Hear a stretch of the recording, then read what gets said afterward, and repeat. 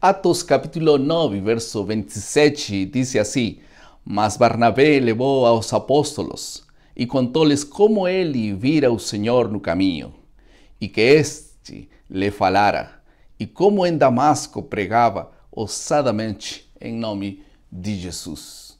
Magnífico acto da conversão de Saulo para Paulo.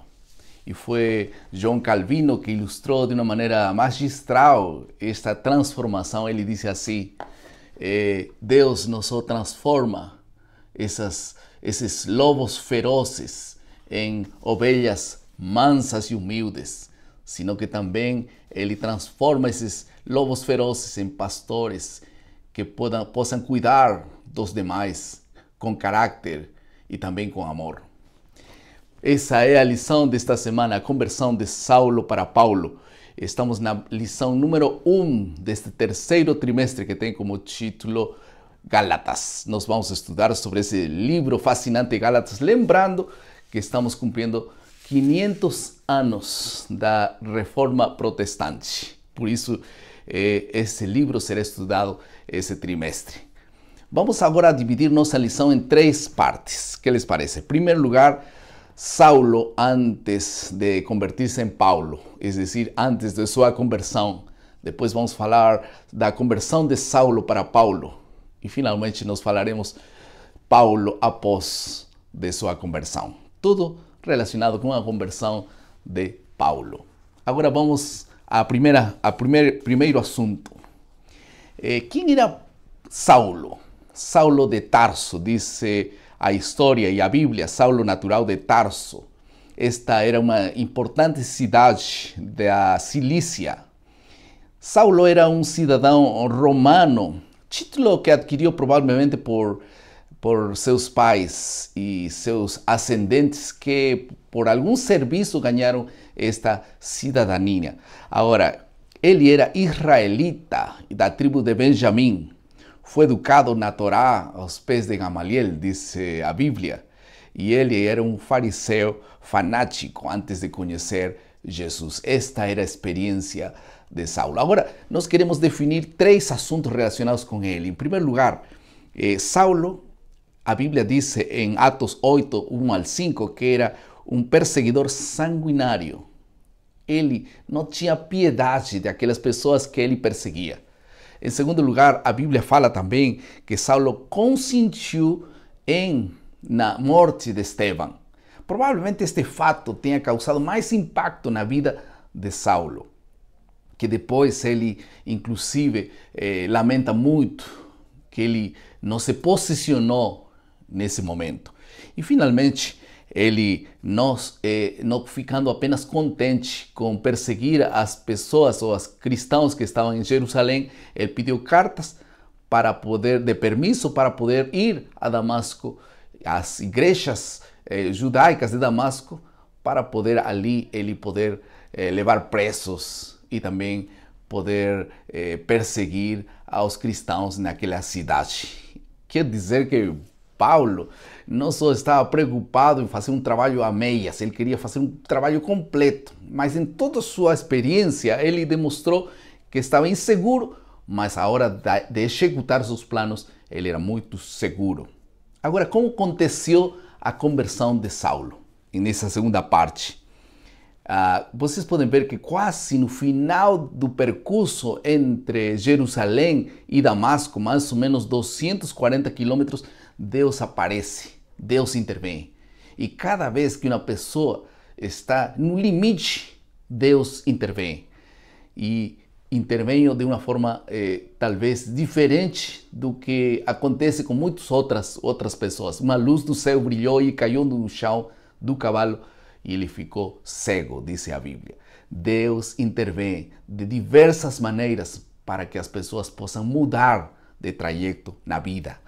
Agora, em segundo lugar, ele chamou a Saulo por 2 vezes. Esse fato de chamar a Saulo, Saulo, Saulo, 2 vezes, demonstrava um conhecimento profundo de quem chamava a pessoa a quem se referia, nesse caso a Saulo. Mas Saulo não reconheceu. Naqueles tempos, Aquela pessoa que repetia 2 vezes o nome era porque era muito próximo, um pai ou uma mãe chamando seu filho. Por isso Jesus falando, por exemplo, de Marta, que eram muito íntimos, se chamou Marta, Marta. Jerusalém, Jerusalém, Simão, Simão. Deus falava com pessoas íntimas dessa maneira. Agora falar com Saulo, Saulo. Ele disse, quem me está chamando? E Jesus responde, eu sou Jesus, a quem que tu persegues. E ele sentiu que aquela pessoa amava por a forma de falar e por a forma de manifestar-se. Agora acontece um terceiro assunto muito importante. Saulo reage de uma forma como que é música aos ouvidos de Deus. A Bíblia diz que ele disse, que farei, Senhor? Atos 22, 10. Que farei, Senhor? Talvez esta seja a reação mais bendita dos seres humanos, que reconhecem que estão fazendo mal para aceitar o que Deus tinha que fazer, pedir para fazer. Creio que este é o ponto mais importante da virada de Saulo para Paulo. Agora, acontece que cada vez que uma pessoa é transformada e o Espírito de Deus intervém, impacta e aceita, então, sem dúvida, a vida de obediência é grande. Então Deus falou algumas palavras para Saulo, vai para lá e eu te direi o que você tem que fazer. Ele foi obediente, submisso, obedecendo ao Senhor. E finalmente, uma coisa importante. Paulo falou depois, em 1 Coríntios 15, 10, mas pela graça de Deus sou o que sou. Não foi que Paulo se converteu. Foi Deus que converteu o coração de Saulo. Isso deve ficar muito claro. Deus muda, Deus converte os corações dos seres humanos.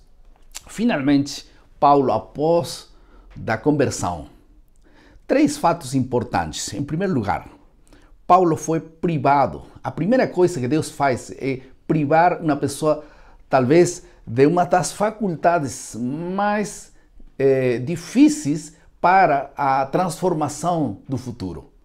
E ele transformou, e ele retirou, ele tirou a vista, ele deixou de ver para poder ver com os olhos da fé. Por isso é que o próprio Paulo depois escreve em 2 Coríntios 5:7, que diz, andamos pela fé e não pelo que vemos. Esses 3 dias de jejum e oração cego foram importantíssimos para Saulo, para Paulo agora. Por quê? Porque ele aprendeu a ouvir. Ele aprendeu, sentou-se para saber o que vem, o que Deus tem que falar. Talvez o pior inimigo da visão é a vista. A vista nos limita ao presente. A visão nos projeta o futuro. E Deus tinha uma visão extraordinária para Paulo.